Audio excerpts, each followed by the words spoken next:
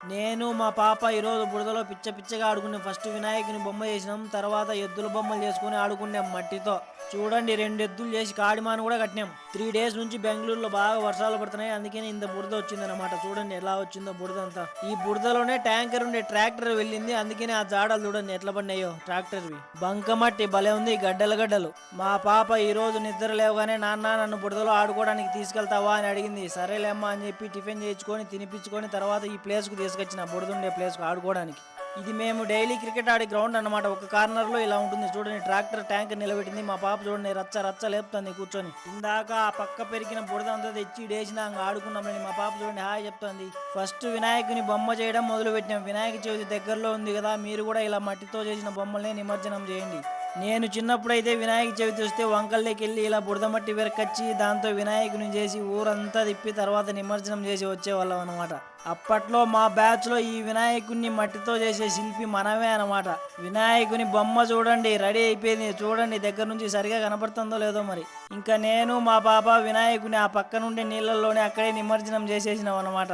ఇంకా అక్కడే ఉండే ఆ బురద నీళ్ళలోనే ఇద్దరం చేతులు కడుక్కున్నాం. మనం చిన్నప్పుడు ఎంజాయ్ చేస్తే సరిపోదు కదండి. మనం అప్పుడు ఎలా ఎంజాయ్ చేసామో వాళ్ళకు కూడా తెలియాలంటే వాళ్ళతో కూడా ఇలాంటివన్నీ చేపియాలన్నమాట. చూడండి మా పాప ఎంత బాగా ఎంజాయ్ చేస్తుందో బురదలో. వినాయకుడు అయిపోయినాడు. ఇంకా ఎద్దులు చేయడం మొదలు పెట్టినాం అనమాట. ఇంకా ఈ ఎద్దులను కూడా చిన్నప్పుడు వంకగడ్డను కూర్చొని ఇలా చేసుకొని ఒక 2 రోజులు దాంట్లో ఆరబెట్టి ఎండలో తర్వాత ఎద్దులతో ఆడుకునే వాళ్ళం అనమాట. నిజంగా 90s కిడ్స్ యొక్క చైల్డ్హుడ్డే సూపర్ అండి. అలాంటి గోల్డెన్ డేస్ ఇంకా ఏ తరానికి రాలేదు, రావు బోవు కూడా. ఇంకా జీన్స్ ఎక్కడికి పోతాయండి. నాలాగే మా పాప కూడా ఇలా బురదలో ఆడుకోవడం అంటే భలే ఇష్టం ఆమెకు. అందుకనే తీసుకొచ్చిన పాపం. ఇంకా ఎద్దులు రెడీ అయిపోయినాయి. 2 ఎద్దులు చేసిన అనమాట. నాకొకటి మా పాప ఒకటి. చూడండి మా పాప చూపిస్తుంది నా ఎద్దు ఇది అని. అన్నట్టు ఇవి దేశపెద్దులు కాదన్నో కోడలు. ఇలా నాలాగా చిన్నప్పుడు ఎద్దులు చేసుకొని వినాయకుని చేసుకొని బురదలో ఎంతమంది ఆడుకున్నారో వాళ్ళందరూ కామెంట్ పెట్టండి. నాకు తెలిసి 90s కిడ్స్ అంతా కూడా ఇలా ఎద్దుల బొమ్మలు చేసుకొని మట్టితో ఆడుకొని ఉంటారు. చూద్దాం మరి ఎన్ని కామెంట్స్ వస్తాయో, ఎంతమంది 90s కిడ్స్ ఈ వీడియో చూస్తారో.